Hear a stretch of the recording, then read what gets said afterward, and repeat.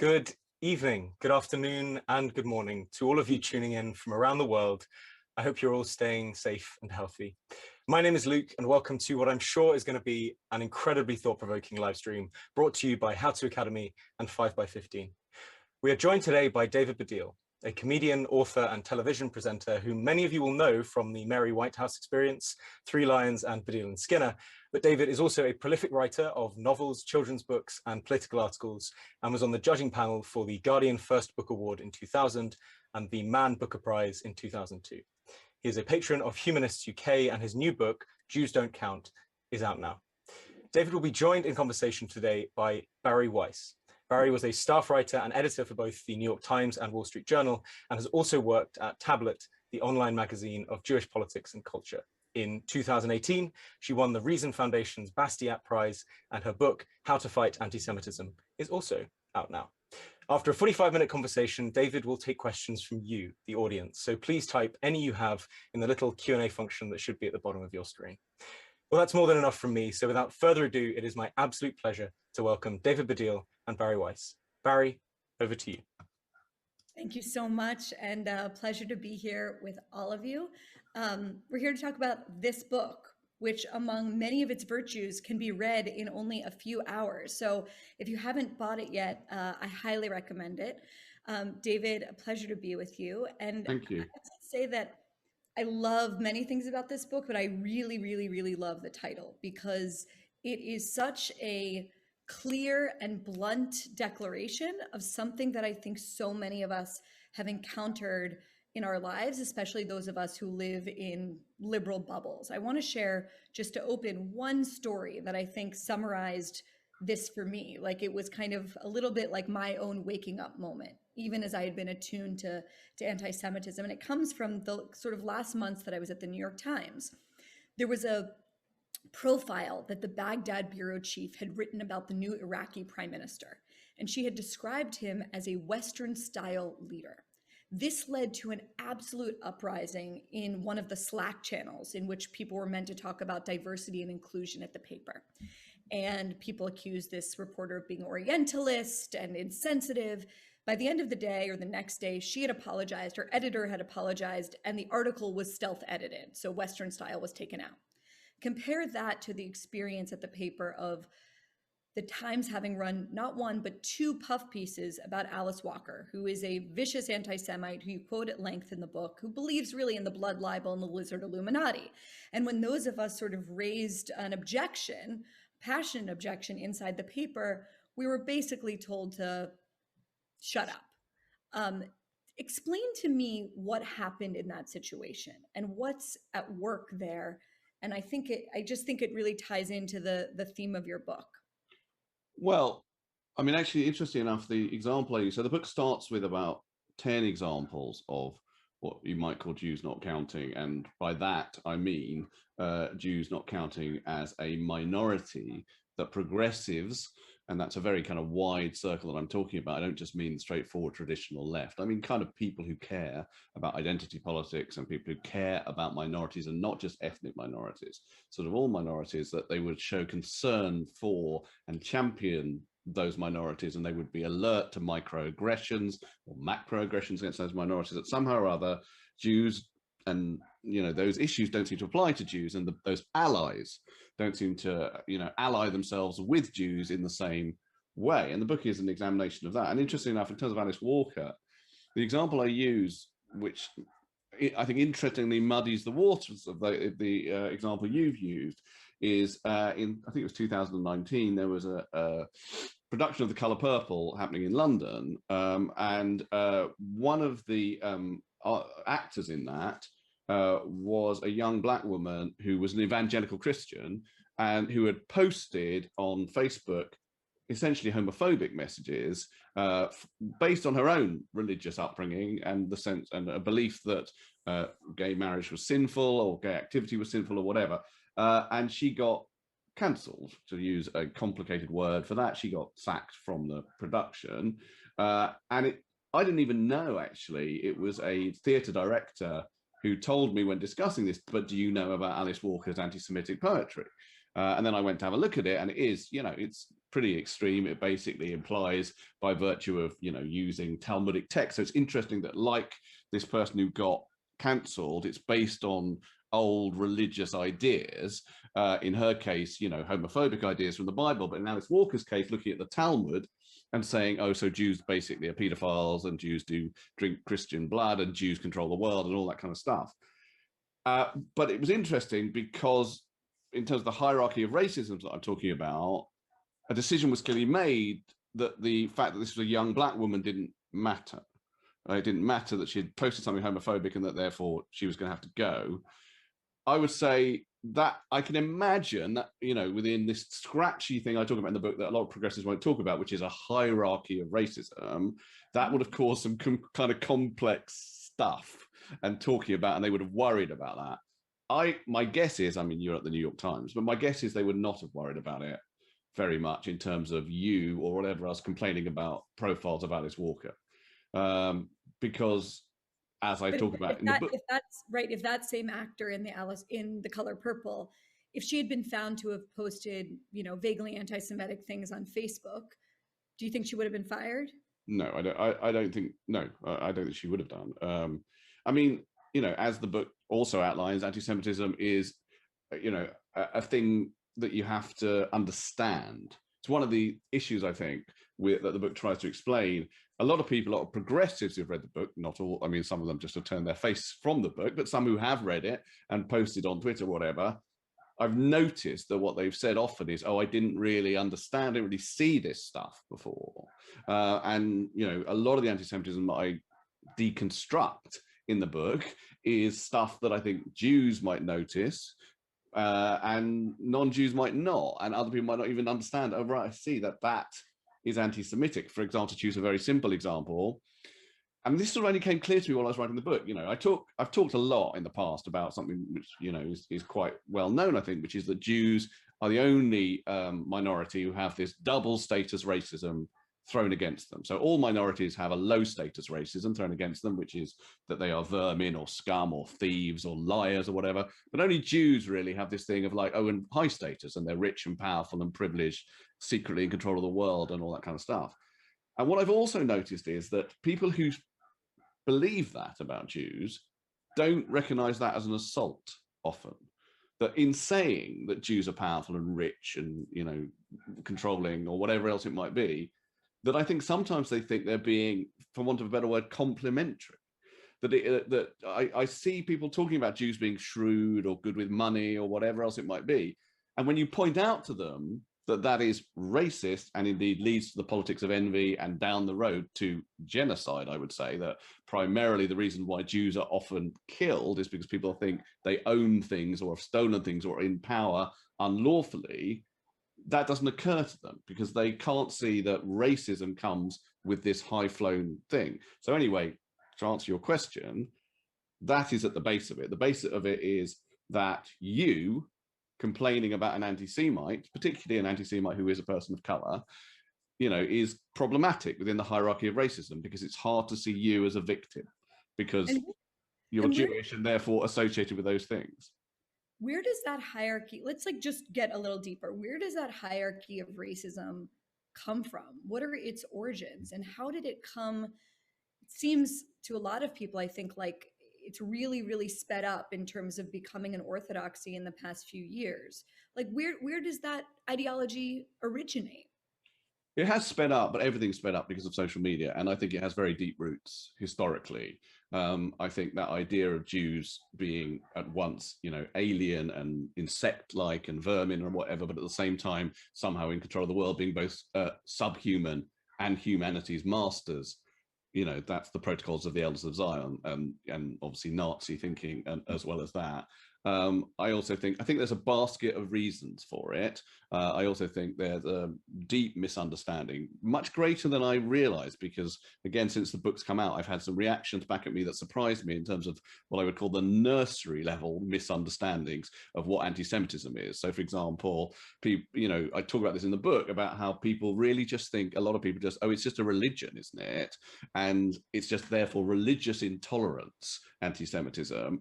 And I have to point out, I'm an atheist and I would, be shot by the Gestapo tomorrow. And never mind the Gestapo, white supremacists who hate Jews do not ask whether you keep kosher before they set fire to your house. So in terms of the struggle against anti-racism, the religion is kind of irrelevant. But still, I think people don't see anti-Semitism as racism. They see it as somehow like religious intolerance or whatever. I also think that two other things are very important. One is Israel, which we'll probably get onto, which I think, you know, the ability obviously to blur anti-Semitism with anti-Zionism, but also more importantly, to class Jews as oppressors rather than oppressed is really kind of bolstered by the fact that there is this country that could be pointed to as powerful and able to oppress and all the rest of it. And then the other thing, which is really, really important, is whiteness. And I use this concept in the book, you know, because Jews are, but remember, I'm not talking just about ethnic minorities. And at one point, I sort of compare Jews to gays. And I say that, you know, that people say of Jews, well, they can pass. You know, some people don't think it's that important in racism because Jews can pass as non-Jews, which implies that if Jews stay in the closet, you know, just never tell anyone they're Jewish, then they'll be fine, which is something they would never apply, or progressives would never apply to people who are gay, I think. But the whiteness thing, I use this concept in the book, which is not mine, but I've read about it somewhere on the internet and unfortunately can't ascribe its origin, which is Schrodinger's whites, by which I mean Jews are white or non-white, depending on the politics of the observer. So for white supremacists, Jews are totally non-white, and obviously for Nazis, Jews are non-white. And again, it's a very long history that Jews are not part of the white races, but for progressives, and particularly in terms of what you're saying about the speeding up, I see more and more that, you know, Jews are associated with whiteness, or certainly if a Jew ever gets into any kind of trouble, any kind of sort of cancellation trouble, they are immediately identified as white. And there's no sense in which their Jewishness offers them any security within that. It's completely dismissed. They are just white, and white is a site of power. So I would say, anyway, to answer your question, I think it goes back a long time. I mean, centuries, really, I would say, in terms of Jews as this other thing. But I think that everything, all forms of identity politics and identity conflict have been massively sped up by social media. One tactic that I often see among Jews on the left, or progressive Jews, or even liberal Jews, is to say, we're just like to almost negotiate with this ideology, to say, recognize our victimhood. Look at the numbers, look at the statistics of hate crimes, look at our lived history. I mean, within living memory, you know, lots of us are coming from families that were decimated by anti-Semitism, by the most evil Jew hate in history. And it's almost like, strikes me as very tragic, this kind of strategy, because it's basically saying, recognize our humanity, see us as victims, rather than saying, in response to this hierarchy of racisms, the hierarchy itself is rotten, and we want to sort of flip the table on that hierarchy to begin with. Rather than negotiating for our rightful slot, we're simply going to say, no, we don't believe in that slotting system at all. I wondered if you could respond to that and tell us where you fall in that question. Yeah, well, I mean, I'm not exactly going to tell you that. Oh, no, I'm not going to tell you. I don't mind talking about it. But I would say that the book is a polemic, and it models things to be a polemic. So one of the things it models is identity politics, and it doesn't ascribe necessarily a straightforward value judgment to that as a system of thinking. So it really, to some extent, the book says this is identity politics. So, and here are some of its facets. So, for example, one of the facets of identity politics is an article of faith that says if a person who just, has racism affect them, a victim of racism, has that happen to them, they are allowed to define what is and isn't racist. And you, as a person who is not part of that minority, are not able to tell them what is and isn't racist unless you're Jewish. Basically non-Jews are still very, very happy to tell Jews whether or not the thing that has been said to them is or isn't anti-Semitic. And in that model, I'm not really trying to make a judgment about whether the article of faith, i.e. that, you're not allowed to tell a person who is part of a minority what is and isn't racist, or what is and isn't disableist, or what is and isn't homophobic. I'm not really making a judgment about whether or not that is something which I completely agree with. I mean, I kind of do agree with it, but in a way that's irrelevant, because I'm trying to take a sort of intellectual position here, which is to say, okay, here is the model. I'm not really going to say whether or not I ascribe to the model of identity politics. I'm just going to say how it doesn't work as regards to Jews. I think it's sort of another book to say the whole system, the whole thing is wrong. Because I think, I mean, someone I know said to me recently that that's how he read it. That he read it as being like, okay, well, if it doesn't work for Jews, it's clearly fucked up, right? Because it should work really for all minorities. And so isn't that what you're saying? And I sort of again said, okay, that's one reading of it. And then someone else said, oh, I have a problem because aren't you saying that the way out of this, or the thing that should happen, is that Jews should have, you know, the same kind of, you know, hair trigger response to microaggressions that all other minorities have? They should, as you say, be, you know, have the same victim status or whatever. And I'm not saying either of those things really, because the book isn't a piece of social planning. It's an analysis. It's not a way for me. It's not a way forward. Whatever. It's like, okay, I'm interested in how we've got to this stage, and this is it. And I'm not going to say, and this is where we should go from here. I do think, the only thing I think is that Jews are a minority, and they have suffered and do suffer real racism. And that needs to be recognized by a culture that says we really care about racism. Beyond that, I don't necessarily have a sort of, you know, legislative how to go, how things should change as a result of my analysis. Does that answer your question? No, well, let's push on one example. So you talk a lot about the issue of casting, right? And how when, for example, and I remember this because the character was meant to be based in Pittsburgh, where I'm from, Scarlett Johansson got cast as I think a trans man, and had to resign the position, and I'm sure do some kind of public struggle session. And in the meantime, you have all of these Jewish characters, probably the most prominent of which that you talk about was Mrs. Maisel, being played by Rachel Brosnahan, who's not Jewish.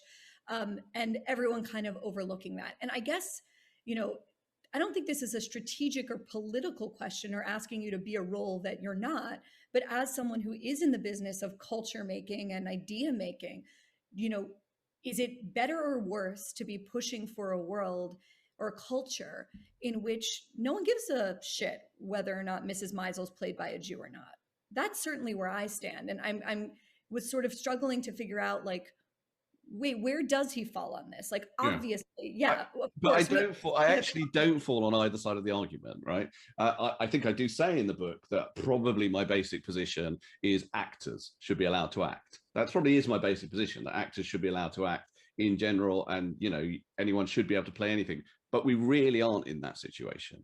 We really aren't. And, you know, more and more, actors have to sort of conform to an idea of, you know, what I think is more important than representation. Like people say, oh, this is all about making sure that people from those minorities get work, you know, but I think it's more about respect. I think there's this weird notion that, or some perhaps correct notion that, I mean, it's true, you know, I mean, I would say this is true. Like if you watch My Left Foot now, right, there is a sense in which it's uncomfortable. It won Oscars at the time, but now you watch it and you think, Daniel Day-Lewis, brilliant actor though he might be, it seems to me that he's aping the mannerisms of a very disabled person, and that feels at some level now disrespectful, right? And that's the premise, that's the intellectual premise, and I think it has value, certainly as an intellectual premise, right? But the question then is that, and I particularly noticed this in terms of the way that non-Jews play Jews, which tends to be very shrugging and nebbishy and self-deprecating and slightly cliched, and I call it Jew face in the book, that is just not applied at all to non-Jews playing Jews. And it becomes very complex in things like Gary Oldman playing Herman Mankiewicz, because Gary Oldman supported Mel Gibson, he then apologized for it and all the rest of it. But as ever, I mean, the entire book, as I'm sure you know, is sort of saying, okay, sorry, that's not me, is it? Is that you or me? It's horribly me. Okay, sorry. What I'm saying is, you know, we're in the midst of a fizzing conversation about this, or perhaps sometimes not a conversation, just a sort of shouting match and a shouting down of culture or whatever it might be. And what I'm hearing all the time is silence when the same stuff happens around Jews. And I really am not cool. To be honest with you, I don't know the answer to You know, if you said to me, should Gary Oldman be allowed to play Herman Mankiewicz, I would say probably yes. He should be allowed to do it. Should there be a conversation about whether he should be allowed to do it? Yes, as well. And there isn't. Understood. So I wanted to get a little deeper into kind of the arithmetic of the title, which is Jews Don't Count, which I definitely agree with. But I think there's a bit more sophisticated math we can do. So it's like Jews don't count as a rule, but then it almost seems to me that Jews, particular kinds of Jews, count less than other Jews. And I'm thinking right now about, the outpouring in my community after the attack on the synagogue, where I became a bat mitzvah Tree of Life 3 years ago, versus the attacks on ultra Orthodox or Haredi Jews in Brooklyn. And then there's another layer of math, which is you count less or more depending on who's attacking you. If it's a neo-Nazi that's attacking you, you're kind of a pure victim. But if you get attacked from a group that is understood and rightly understood to be another victim or minority group, it seems to that death or that assault or that harassment seems to count less. Yeah, I agree with that. Yeah, can you describe why that is? Well, I think it's to do with the hierarchy of racism and fear, isn't it? It's to do with fear of getting it wrong, that somehow or other, that the people who want to ascribe sympathy and allyship are confused by the idea that, one minority might be attacking another. And they want boundaries to be clear there in terms of how they ascribe their allyship. And certainly you're right that you might have to help me with the facts here, but when that group that calls itself the Real Hebrews, is it? Yes, sort of, the Black Hebrews. Yeah, they attacked a Brooklyn deli. That's right. I didn't see much outcry about that compared to the outcry that did happen during the Pittsburgh thing, right, which was a neo-Nazi. Having said that, I talk a lot in the book about a liberal Democrat, or used to be a liberal Democrat, so a progressive person became a supporter of Jeremy Corbyn during Jeremy Corbyn's time, called Jenny Tong, who, as soon as the Pittsburgh thing happened, posted something on Facebook about how, this is terrible, but why don't people realize that the way the Netanyahu government act will lead to things like this, blah, blah, blah, without realizing that the guy had nothing to do with that. It was just an immediate reaction. And that comes from something very, very deep, I think. I mean, she's an anti-Semite, but which is the notion that Jews are always in some way responsible for their suffering. This is, again, a very deeply held myth about Jews. I talk in the book about how Roald Dahl said, that even a stinker like Hitler didn't do it for no reason. And earlier on, he said something about how there's something in the Jewish character that always creates antipathy. And this sort of this idea that anti-Semites have, that there is an eternal condition of being Jewish. The eternality is very important, I think, in that anti-Semitism. That inspires people to kill them. And that somehow or other, that is the responsibility of the Jew. Now, that doesn't completely answer your question, but all I'm saying is that even with the Pittsburgh thing, I quickly saw essentially people who would consider themselves to be progressive somehow saying that the Jews were at least semi-responsible for that. But I would agree with you, definitely, that Islamist attacks on Jews are less condemned than Nazi attacks.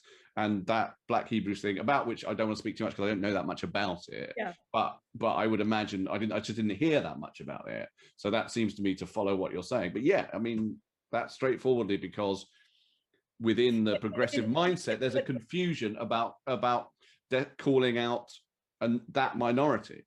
Right. And I guess I would say, like, is it a confusion or is it a natural, logical outgrowth of the nature of the worldview? If the worldview says your claim to being a victim, your claim to being protected, your claim to sympathy and empathy and compassion is dependent on group belonging rather than who you are as an individual, and everyone as an individual should be accorded the exact same empathy, compassion, etc. It's a view about looking at people based on group rights or group identity versus looking at people based on who they are as individuals. And I would suggest that Jewish history has a very clear and tragic answer about where ideologies like that ultimately lead to. Yeah. Well, I would also say that, you know, there's a very deep emphasis on a sort of economic idea in the way that people think about all this. So the idea of structural racism, which I think exists, I don't disavow that it exists, and that, you know, there are issues in terms of like the economic disparities.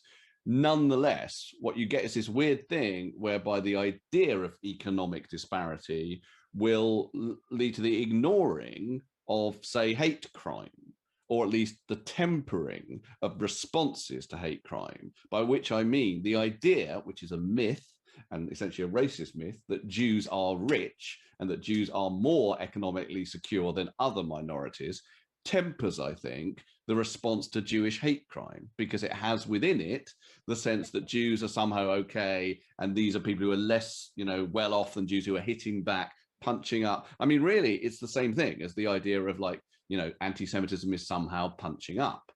I mean, similarly, there's a bit in the book where I talk about a close friend of mine who's a very progressive person.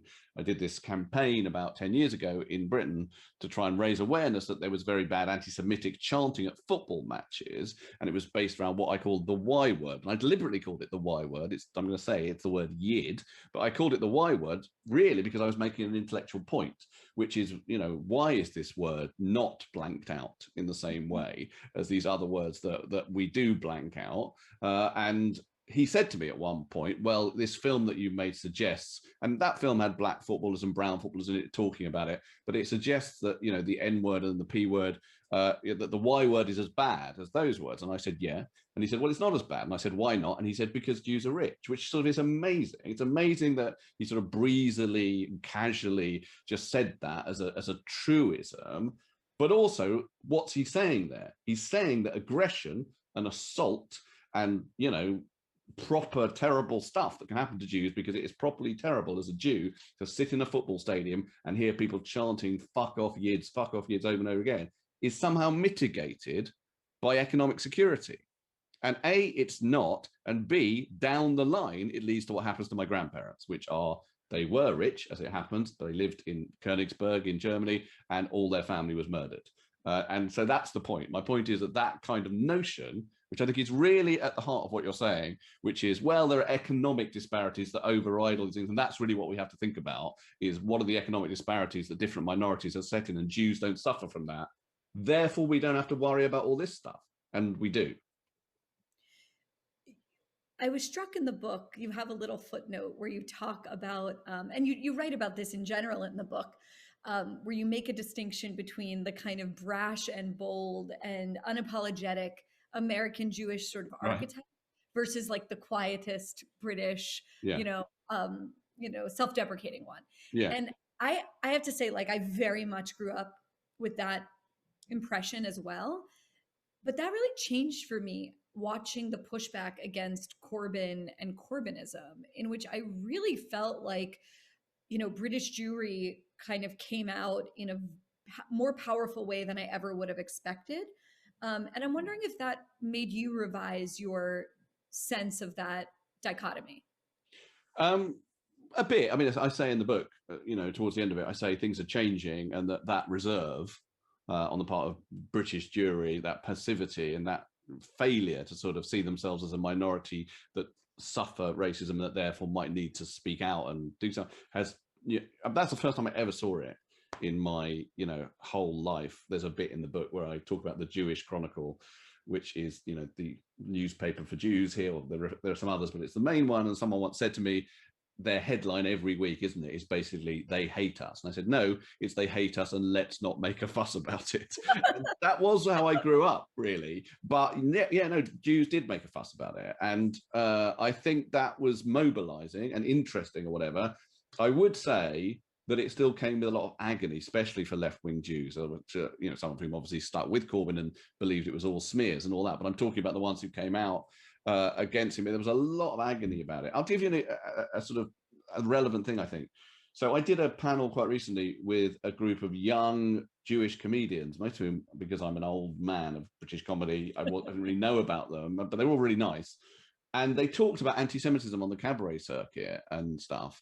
And some of it was kind of breathtaking. And obviously on the London or British comedy circuit, these are all progressives that we're talking about. Give us an example or two, just so we Well, understand. one of them, I mean, just amazing stuff. Like one woman saying of this photographer who was coming to photograph her for her Edinburgh show. And again, the photographer's kind of an artist and a very sort of progressive guy or whatever, saying, oh, I thought you'd have a bigger nose. And I'd sort of set up the camera on the basis that I thought you'd have a bigger nose. Your face is like Oprah on that Meghan thing, but that's how I felt. No, hold on.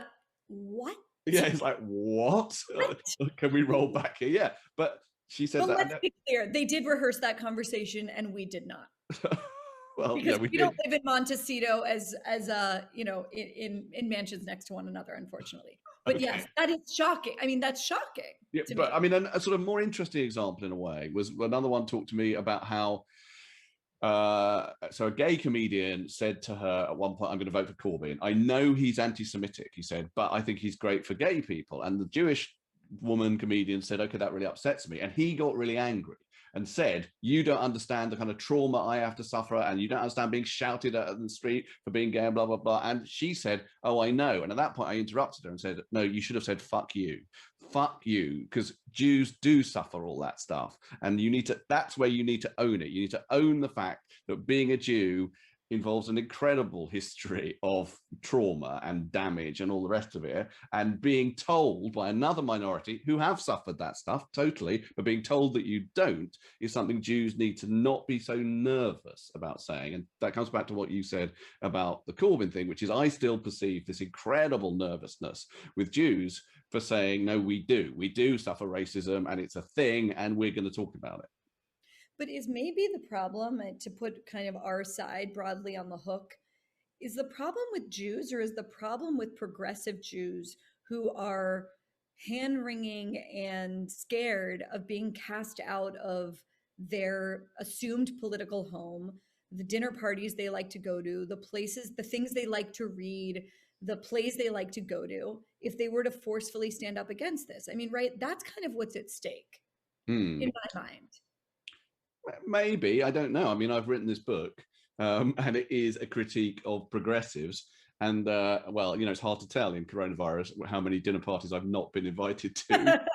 But, you know, I guess that might happen. I don't know. Yeah, maybe. But if you were to come out and say more explicitly, yeah, this ideology is just a dead end, not just for Jews, but for everyone. And we should reject it. I think we disagree on that. I mean, I don't think it's a dead end. I think it's flawed and needs critiquing. I don't agree that, you know, all forms of trying to understand how identity functions in culture, and also how subconsciously, you know, there may be types of power structures that are affected by the color of a person's skin or by whatever sexuality they have. I think that exists. Oh, if that, you'll brook no disagreement from me on that. I 100% agree with you. But that is what identity politics is at some level. No, I think what you describe in the book, I think extremely effectively, is there's good identity politics and there's bad identity politics. Okay, that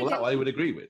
Good identity politics is saying, yeah, we all have a different experience. Of course, the person who's walking down the street in my neighborhood with black skin is experiencing it different from me, who's walking down the street with my girlfriend holding my hand, who's different from me. It goes without saying. What I think good identity politics says is, let me explain to you my experience and let's figure out how to make things fairer for all of us. What bad identity politics says, and I think the bad kind is what you're really accurately describing here, is a kind that says, we're all locked in a kind of very ironclad way to the circumstances of our birth. And not only is there no reason that we should try and understand one another, because you can never really understand me and my lived experience, but in fact, we're all slotted in this pyramid, this new caste system, let's call it. I agree with that. I think that is bad. But I would also say something else, which I think is bad, which I think is not all of it, but quite a lot of this, I would say, does come from, and it's interesting, this is sort of an identity politics idea in my head, from white guilt, right? So I think a lot of the people, and certainly a lot of the people who troll me on Twitter or whatever about all this stuff, are just, you know, they are that enemy. They're white heterosexual men most of the time, desperately trying to show solidarity as they see it with black people or with gay people or whatever else it might be. And that seems to me to be a lot of where the hair trigger stuff comes from. It's like those people desperately trying to show that they are, you know, behind whoever it might be, very rarely Jews. But right. And that's part of the issue. Right, but I think the reason that they are incentivized to do that is because they understand that in order to cover their own ass, they have to genuflect to this thing even more so than someone that has any kind of minority identity. Because, you know, as a straight white, you have a funny line in here where you're describing a reviewer who, you know, waves away, I think it was a movie or a TV show as... And Kind. It's Charlie Kaufman's book, And Kind. And, right. And she describes the character in it as cis, white, heterosexual male, blah blah blah, and the character is unbelievably Jewish in my eyes. I mean, it's complicated because it's Charlie Kaufman, and and the character continually denies being Jewish, but he's really, I mean, his name is B. Rosenberg, right? And the play that he's doing all the time with the guy being a self-loathing Jew who won't come out is so obvious to me. And that's part of it. Again, it's like, you know, that reviewer who has got in touch with me and is incredibly nice, and I feel a bit bad about it now, in a slightly Jewish way, saying, oh, she, you know, that's not how she feels about it, but she really understands the importance of the book and whatever. But at some point, at some level, for me, it was just about like a Jew reading this book. It's so obvious the character is Jewish in a fucked up way. And that's just not in your review, because your review is about, you know, how it's essentially a white straight man and therefore he's kind of hateful, right? And so that's just missed out. There's just no conversation about it. And I'm interested in, as I start the book with saying, how would his Jewishness, if you did understand that, how would that play with your feeling like this is a person of power and therefore not important? What do you want people to come away with this book having learned? And also maybe, how do you want it to change people's perspectives? And maybe your answer will be, I'm not a strategist. And yeah, well, that is sort of my answer, but not. But there's obviously a reason that you wrote this book. Yeah, not completely, because I believe in the power of just shining a light on things that people haven't thought about as an agent of change.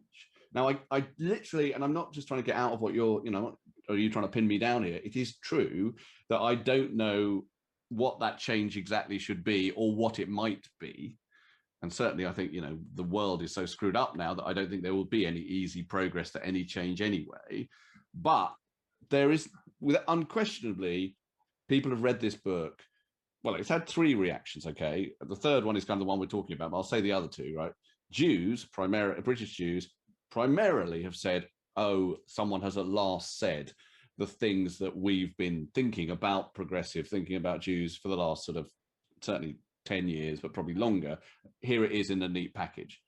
There's also a small section of Jews who have said, because I talk a little bit about Jewish shame in the book and about Jews not really wanting to talk about their own Jewish as whatever, who come out to me sort of on Twitter and said, I am Jewish. I've never really talked about it before. I've read your book and now I'm going to try and understand and own it a bit more, which is actually, I find kind of heartbreaking and quite nice.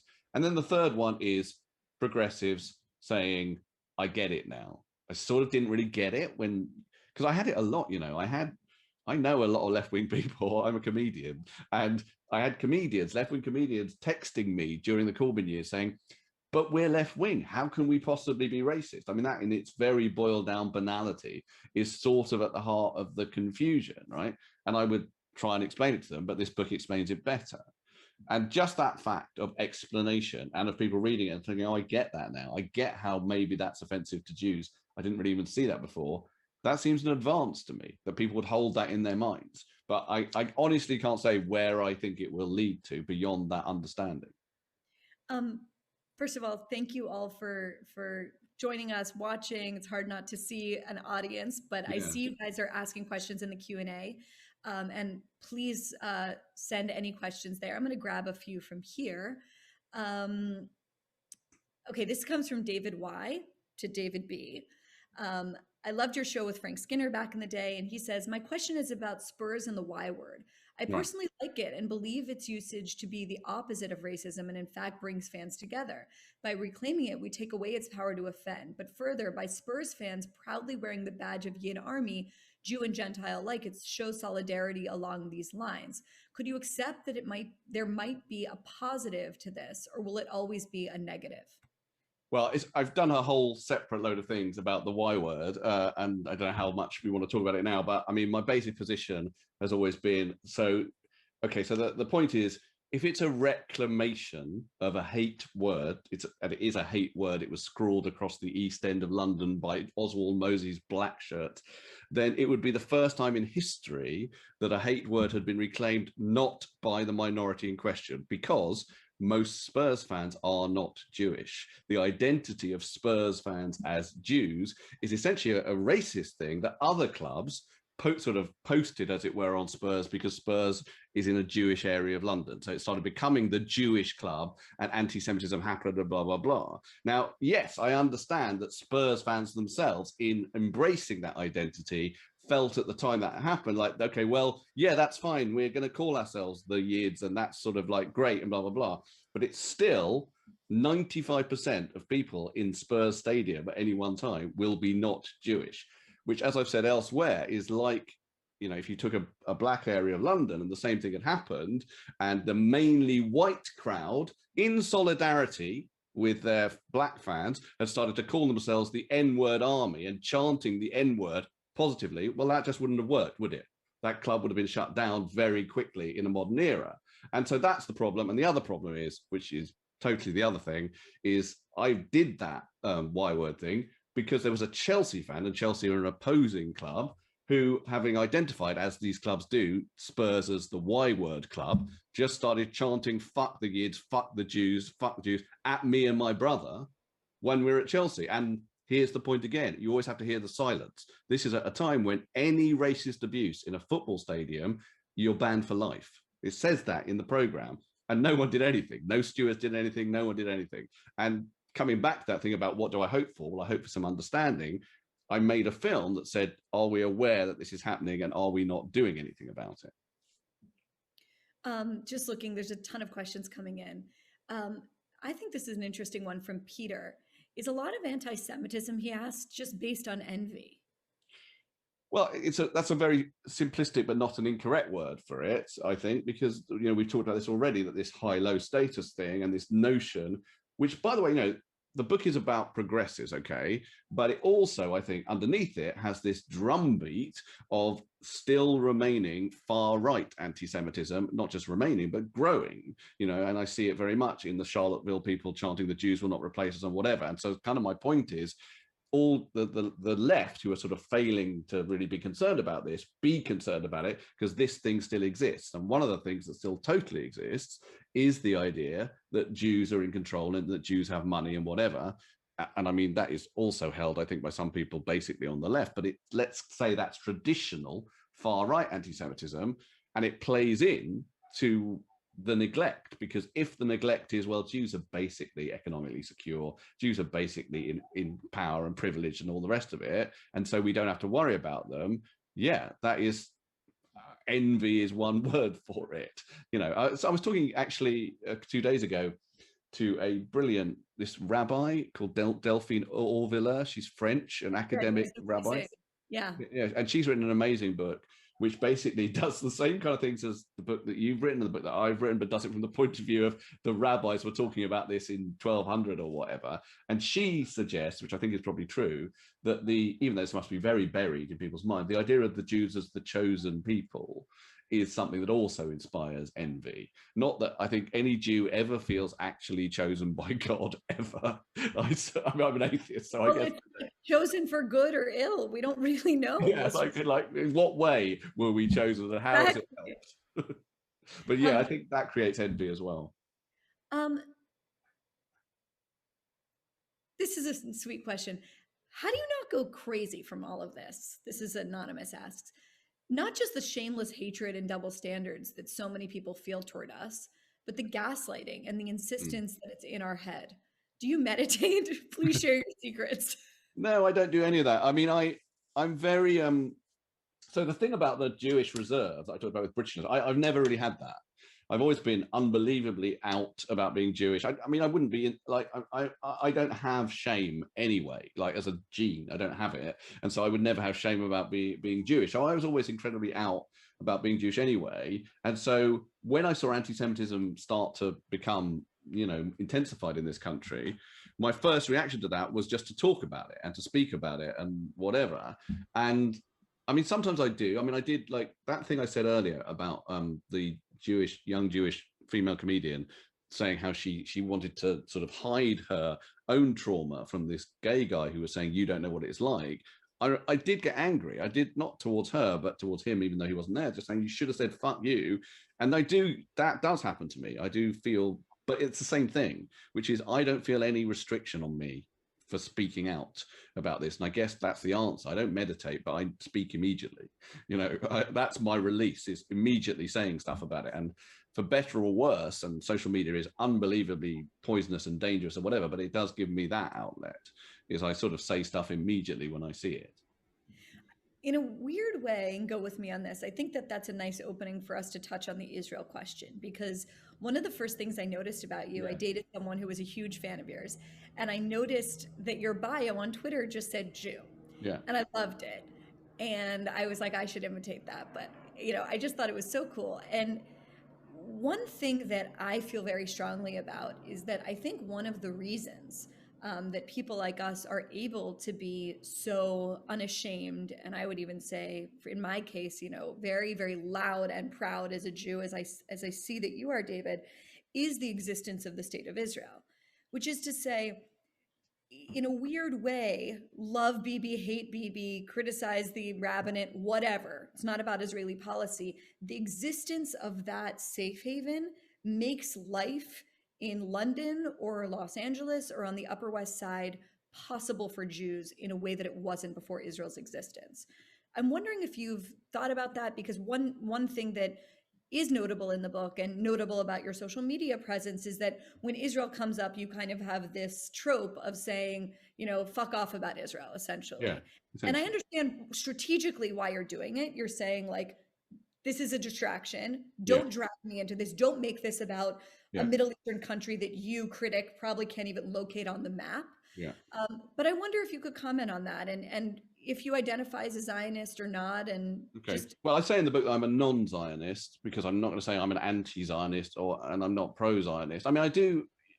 So in terms of that tactic, so because I am, it's a true thing about me. I have no capacity to lie. I mean, sort of, it's sort of slightly on the spectrum. I don't have a capacity to lie. So this is true what I'm saying about myself in terms of Israel.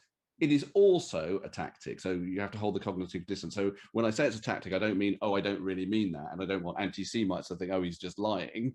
But it is a tactic. And the tactic is that, so people get very upset sometimes when I talk about Israel. And in fact, you said fuck Israel. I also said, I use the phrase stupid fucking Israel quite a lot on my Twitter feed, by which I really mean not the country particularly. I mean the idiotic conversation that you have to have the minute that you talk about anything Jewish, like the minute you mention Jewishness or even don't mention Jewishness. I mean, I have this thing whereby I can talk about anything on my Twitter feed and someone will say, what about Palestine, right? And that thing, that's what I mean by stupid fucking Israel, really. But I also think that my non-Zionism, and this is the tactical part of it, does allow me to say things about anti-Semitism, and it's hard for the idiots and the bad faith people and the anti-Semites to say you're just a Zionist shill. You're basically someone who supports Israel, and you're only saying this, you're only smearing Corbyn as an anti-Semite or whatever else it might be, because you're basically trying to promote Israel or whatever. And then I could just point them to, well, it's a bit odd, this tweet where I've said stupid fucking Israel again, isn't it? Because of that. And so it's helpful that, and Jews get upset about it. I sometimes want to say to them, it's not for you. It's for the anti-Zionists, this thing, because they want so much all Jews to be secretly talking about Israel. And that, I find that, you know, just useful from that point of view. Having said that, I don't feel it like you feel it. I don't feel a deep emotional connection to that country. And I went to Habonim, which is a Jewish organization, and I was, I'm going to say, indoctrinated to love it. But I don't, you know, I just think, and I think, as I say in the book, that the idea that I should have a very strong position either way is kind of weird, because, and I think racist, because I think, you know, that is not what most Muslims feel about any Muslim country. I know that there are loads of Muslim countries and only one Jewish country, but I just don't feel it. I do, if you really push me on it, So as an atheist, I'm not sure about the idea of religion, which at the end of the day, we are talking about slightly more than ethnicity, I think, in terms of Israel, as the basis for statehood in general. So from that point of view, you know, when people say anyone who says the state of Israel has no right to exist is obviously a very deep anti-Semite, most of the time they are. But I think you could be coming from an intellectual position where you just say, I am a deep secularist, I don't believe that religion should be anywhere near a national flag. I kind of think, well, that's an intellectual position and, you know, reasonable enough, I think. So I just don't have it. I'll tell you what I don't have as well, by the way, is I don't have that safe haven thing. I just don't. I mean, and that's it. And remember, my mum was born in Nazi Germany, right? You don't think it's conscious? No, but I am very close to actual, like my mum was really nearly killed and I saw the damage. She's not with us anymore, but I saw the damage in her every day. And nonetheless, I just don't have a sense that, oh, if it gets that bad, at least there's this country. I sort of, my mind never goes there for whatever reason. And I actually, because I don't really, you know, Britain is not going to become like that. Even if Jeremy Corbyn had got him, right? And Jeremy Corbyn was not Hitler. I mean, I know a lot of Jews thought he was. He really wasn't. He had, you know, as I try and outline in the book, a very complicated relationship to this subject. Hitler did not have a complicated relationship to this subject, just wanted to kill us, right? And so I just, you know, in my lifetime and in my children's lifetime, I am absolutely certain that Britain will not become an anti-Semitic, destroying, psychotic, genocidal state. And therefore, I don't have that sense of Israel. It's there if I need it. Yeah, I don't. I'll say one more thing. I don't think that what anyone thinks is at risk in your country is it becoming genocidal in the Nazi sense. I think the fear is that we would become more anti-Semitic in the Soviet sense. In other words, not, you know, a bullet to the head kind of anti-Semitism, but frog in boiling water type of anti-Semitism. Anti-Semitism that makes Jews, maybe like the comedians you spoke to, feel the necessity to be closeted in their most basic identity in order to thrive, in order to kind of have the lives that they want to live. I think that's really what's at stake. Yeah, I don't disagree with that, but I don't think it leads me to think, oh, well, then I will be running away to Israel. What I will be doing is speaking out more about anti-Semitism in this country and in America and in Europe. I mean, I agree that it's intensifying and the frog in boiling water is correct. And that is a lot to do with the way progressives ignore it and neglect it and don't put it on the agenda for the wider understanding of where we are now. But yeah, I can't, the idea of the safe haven just doesn't, it's just not in me like it's in loads of people, really. And I think the non-Zionism, I really like the non-Zionism as a way of describing it, because I just do feel the incumbency, the sort of racist incumbency as a Jew, that you must have a very strong position on Israel emotionally, either negatively or positively. I just don't. And I don't know why I have to. There's a ton of questions here. What advice, David, would you give to Jewish students? Susan is speaking about Tufts University, but we could talk about Bristol or any of these schools, yeah, where Students for Justice in Palestine or any number of other groups have such a strong grip on the culture of campus. What do you advise to those 19, 20-year-olds? Well, I think well, again, you know, it's the specifics are different in each case. I don't know about that one. Well, Bristol we know about. Bristol I have spoken about quite a lot. And that's quite an interesting example, by the way, in that I do tend not to get involved in shouting matches about Israel. But for me, so here's my own personal definition of what the difference between anti-Zionism and anti-Semitism, which obviously blurs in all sorts of ways.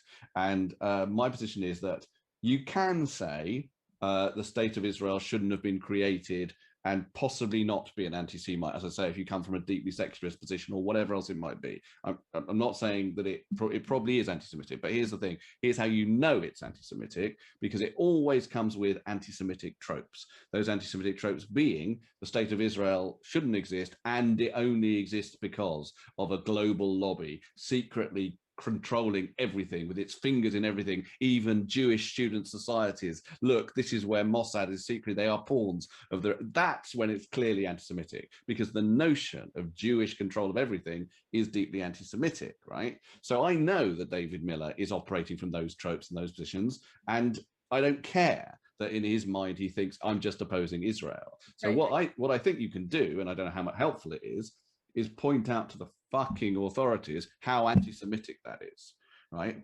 Because they will say, and they kind of have said, oh, this is just a difference of political opinion about Israel. No, it isn't, right? Because see the tropes. And we live in a time when see the tropes, right, about lots of other minorities is a real proper argument. You know, this is a known microaggression against black people. This is a known aggression against gay people, a known trope, blah, blah, blah. You see that all the time, okay? So that is where it's useful, I think, to apply some of the weapons of identity politics to the experience of Jews. There's a few questions that are very sweet about you being a dad and Okay. how you educate your children about all of this, and also what traditions, given that you are an atheist, what traditions and aspects of your Jewishness do you focus on in passing on to your children so that they remain strongly Jewish? People want your parenting advice, David. Oh yeah, well, both of them identify as Jews, even though my wife is a Catholic atheist, but they do identify as Jews. That might just be because I shout more loudly in the house about Jewishness than she does about Catholicness, given that we're both atheists. It may also be because, you know, even they have a sense of, like kids do now, they want an identity, and you know that it is an identity for them. But also, you know, I am an atheist, okay, but I'm going to call myself a celebrity atheist just for a minute. I know that's a bit wanky, but I need to say it for this phrase, right?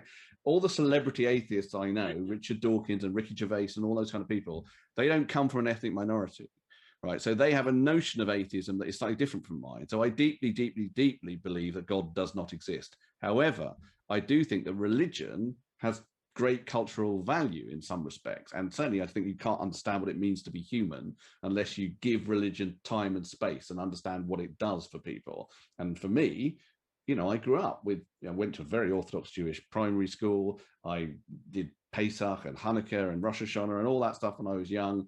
I learnt Hebrew, whatever, and I went to Habonim, all that stuff. I mean, but all with all the caveats that happen with being a secular Jew. So I was eating bacon at home because my dad loved bacon and whatever, and he's an atheist. And my mum was from this Holocaust family, but, you know, they're Reformed Jews and they were always arguing about blah. So, you know, it's all really mixed up, which landed me when I became sort of intellectually of age, atheist. I'm an atheist, but I still do stuff. We still light candles on Hanukkah. We sing Moat Zor. We do a Seder. It's not a religious Seder. It's a funny Seder, mainly. It's mainly comedy, but undeniably, it's part of who I am and the tradition and the identity and whatever. And I want my children to know about it and feel some connection to it. Yes. A lot of questions touch on this expression BAME, which I learned from your book, which is, I guess, an acronym that's like our version of BIPOC. Yeah. People are wondering your thoughts on what happened on the BBC News with the debate around whether or not Jews are. And yeah, if Jews were explicitly included in BAME, would that make a difference to the perception of Jews as a minority deserving of protection? I'm putting together a few questions in that. Okay, so in the book, I talk about this, and it may be specific to that acronym because it's Black, Asian, and minority ethnic. And because the book is very much about saying we have to recognize that Jews are an ethnic minority, I ask the question, why are they not included in BAME? And I demonstrate various things that happen all the time, which is people saying X or Y is the first BAME Chancellor of the Exchequer, ignoring the fact there's been a Jewish Chancellor of the Exchequer, you know, 10 years ago or whatever. Right. What happened with that particular thing was to do with the book. I don't know if people would know the backstory of it, but so a guy called Anwar Sawar was announced as the first minority ethnic. It wasn't actually BAME. It was announced as the first ethnic minority leader of a UK political party when he became head of the Scottish Labour Party. And the Labour Party made that announcement. And I was suddenly overwhelmed with people saying to me, Jews and non-Jews, oh, Jews don't count, because the book had just come out or whatever, because Ed Miliband is Jewish and he was head of but also Disraeli was Jewish and, you know, blah, blah, blah. And so eventually I said something about it. And then the BBC got in touch and said, we want to talk about this on this show, Politics Live. And I said, no.